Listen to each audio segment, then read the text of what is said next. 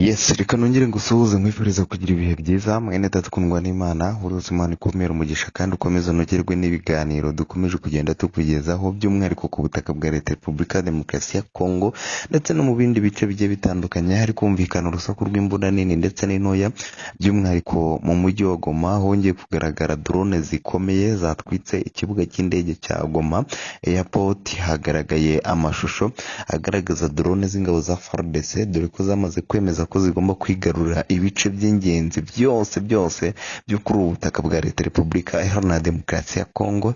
Turaza kwifashisha mugenzi wacu ku murongo wa telefone ubundi atubwire mu by'ukuri byifashe bite, dore ko kano kanya twakuye tubwira ko yamaze kuhagera hari kubera imirwano ahibereye 100% kugira ngo aduhe update zitandukanye kandi zigaragara mu buryo bwemewe ndetse bugaragara, ndetse benshi bavuga ko FARDC yiteguye kwifatira ibice byose byo ku butaka bwa Leta Repubulika ya Demokarasi ya Kongo ikabyisubiza mu buryo bwemewe nta kintu na kimwe kibahagaritse nk'uko bitangazwa, ndetse ingabo z'u Burundi, ingabo za Tanzania ndetse n'abandi bafatanyabikorwa b'ingabo za leta bakomeje gufatanya mu rugamba rwo kwibohora cyangwa se kugaragaza ko M23 yari yababoshye ishaka kubatwara ibice byose, ariko aka kanya bakaba bagiye kubyisubiza nk'uko amakuru dukesha bimwe mu binyamakuru bikomeye bibivuga. Muri aka kanya rero imirwano irakomeje, turi ku igenekerezo ry'itariki ya 14 z'ukwezi kwa gatatu 2026 hongeye kumvikana imirwano mu burasirazuba bwa Leta Repubulika ya Demokarasi ya Kongo. Ibitero bikomeye rero byongeye gushyira kaga gakomeye kuri izi nyeshyamba z'umutwe wa M23. Ni imirwano ikomeje kugenda igaragaza isura itandukanye n'abantu benshi batekerezaga, cyane cyane hano ku butaka bwa Leta Repubulika ya Demokarasi ya Kongo hakomeje kumvikana urusaku rw'imbunda ndetse yaba intoya cyangwa se inini.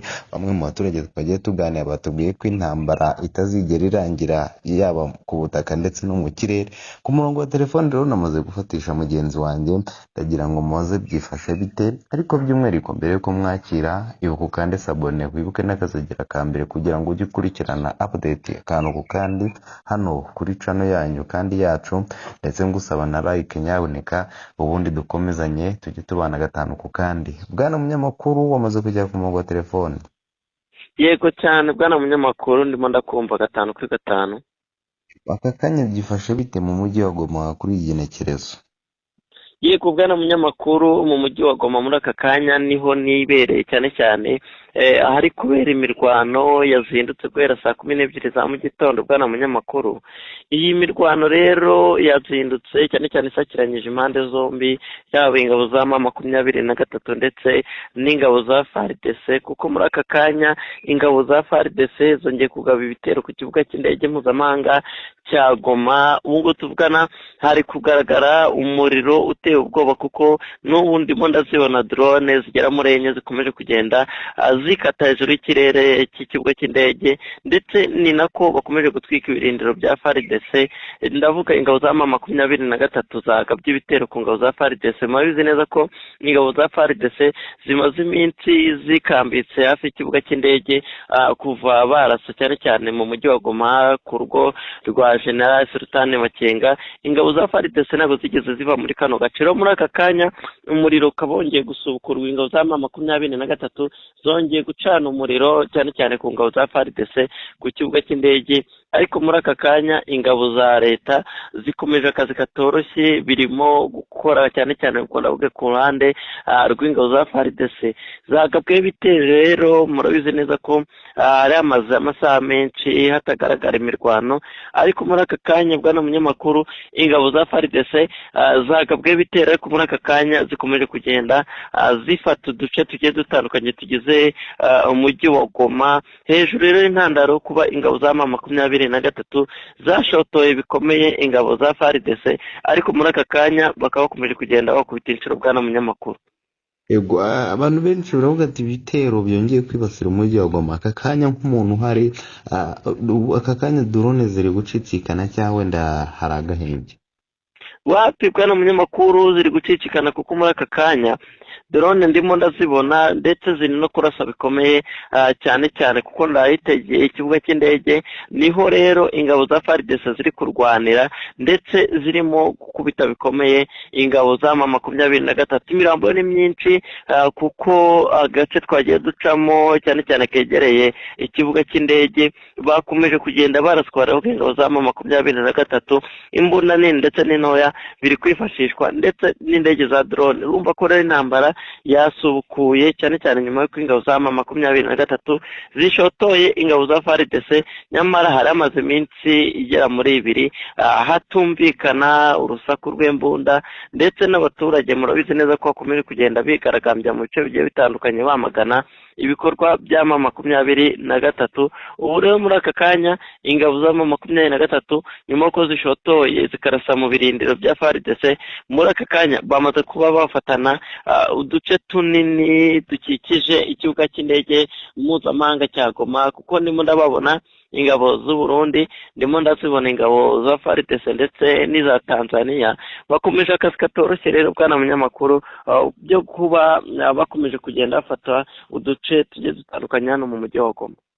Yego, mu mpumeko ihari, ese nta ndege waba uri kubona zicicikana aho ku butaka bwa Leta Repubulika Demokarasi ya Kongo, cyane cyane muri uyu mujyi wa Goma, uko abantu benshi bakeneye kumenya ishusho mu by'ukuri hari nk'umuntu uhari aka kanya, nk'umuntu wahamya ubuhamya nk'umuntu uhibereye? Yego bwana munyamakuru, muri kano kanya indege za drone ni nyinshi kuko kandi bwana munyamakuru icyo nakubwira nuko hari gukoreshwa za drone zijya mu kirere, mu birere hejuru ku buryo ingabo za M23 zitahirahira zizimanura, kandi zo zikaba zikomeje kugenda zirasa aho zatumwe, reka mvuge gutyo, kuko ziri kurasa mu birindiro by'ingabo za M23 ndetse no mu duce dutuyemo abayobozi b'ingabo za M23. Indege zo ndi kuzibona ndetse n'umuriro ziri kurasa no koterwa kure ku ruhande rw'ingabo za M23, kuko mu duce rero tugiye dutuyemo bano bayobozi, abaturage baturiye hafi y'izi ngo z'aba bayobozi ba M23.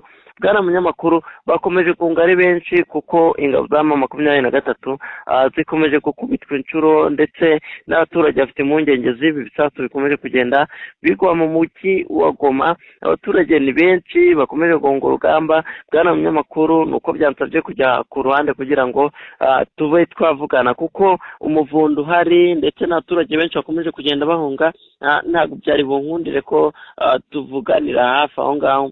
Rero bwana munyamakuru, muri aka kanya imbunda nini ndetse n'indege zongeye kwifashishwa ku kibuga cy'imirwano. Urumva ko n'ubundi ingabo za M23 zikomeje urugamba rutoroshye kuba zirwana n'ingabo za FARDC. FARDC yafashe hejuru kugira ngo ibe yakura ingabo za M23 mu duce twose igenzura, kuko muri aka kanya buri umwe wese uri kureba ino mirwano iri kubera hano, iyi mirwano rero ikomeje gusiga ingabo za M23 ziguye ku rugamba, kuko muri aka kanya tuvugana izi ngabo zikomeje gukubitwa inshuro, imirambo ni myinshi hano mu mujyi wa Goma bwana munyamakuru. Yego, abaturage baratangaza iki? Bari gutambuka bisanzwe cyangwa wenda bari guhunga iyi mirwano tuva no mu mujyi wa Goma? Yego bwana munyamakuru, abaturage bo twagiye tuganira ndetse n'impumekere y'abaturage nuko biteguye kwakira ingabo za FARDC, kuko bamaze kumenya amakuru y'ibikorwa byiza izi ngabo zikomeje kugenda zikora mu duce tugiye dutandukanye. Muri aka kanya rero nubwo bahunga, barabizi neza ko isaha ku isaha bari bwongere kuba bagaruka mu byabo, kuko bwana munyamakuru umuriro uhari ndetse n'imirwano ikomeje kugenda yagaragara, irasiga izi ngabo zivuye mu duce tugiye dutandukanye, kuko ubu ngubu ikigo cy'indege cyatwitswe ndetse gikomeje kugenda kiraswaho. Ingabo za M23 zamaze kuva mu duce twegereye ikibuga cy'indege. N'ubu ngubu ingabo za FARDC rero nizo ziri kugaragara ku mirongo y'imbere ku rugamba, ndetse zigaragaza ko isaha ku isaha zirafata ikibuga cy'indege mpuzamahanga ya Goma, kuko nimo ndazirenga za M23 zamaze kuva muri aka gace, kuko imirwano iri kwerekeza hafi y'umujyi wa Rubavu, kuko ni ingabo za M23 zavuye ku kibuga cy'indege zegereye hafi y'umupaka bwana munyamakuru. Yego. Ubu twerekeze ku kibuga cy'indege cya Kavumu naho hongeye kugabwa ibitero bivugwa ko mu 23 yongeye kuhagaba ibitero. Ibi byo turabifata gute? Kuki mu 23 ikomeje kugaba ibitero mu bice bitandukanye byo mu burasirazuba bwa Kongo?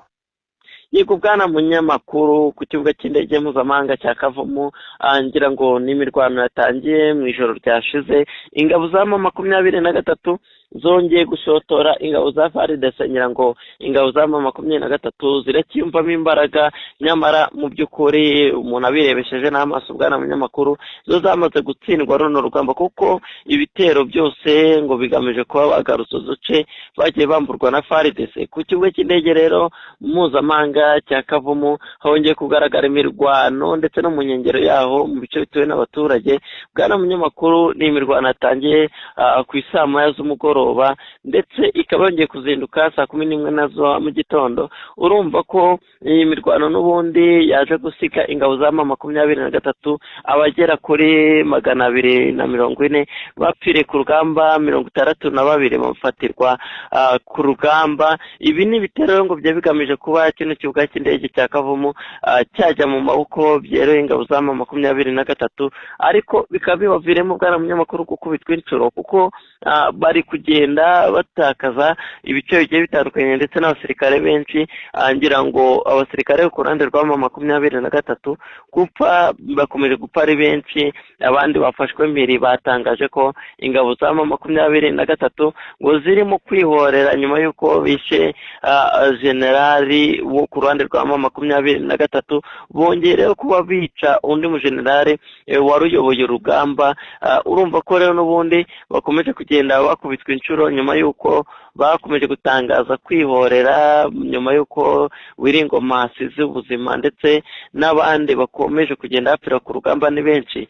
Rero abanyamurenge muri rusange bakomeje guhura n'ibibazo, cyane cyane ndavuga ingabo za M23, ndetse benshi baravuga ko izi ngabo zagakwiye kuba zireka kuba zarwana, kuko bakomeje gutakaza abasirikare benshi, ndetse n'abaturage bakomeje kugenda bagwa mu bitero bigiye bitandukanye. Kuko no muri Kavumu bwana munyamakuru harabarurwa abaturage bagera muri 60 nabo bamaze kwasiga ubuzima, kuko ibitero bya drone za M23 byaje gusiga hasenywe inzu z'abaturage, ndetse akaba haviriyemo no gupfa abaturage bagera muri 60. Urumva ko rero bwana munyamakuru, ingabo za M23 ku bitero shumo bikomeje kugenda bikabwa, n'ubundi biri gushyira habi izi ngabo zikomeje kugenda zihohotera abaturage.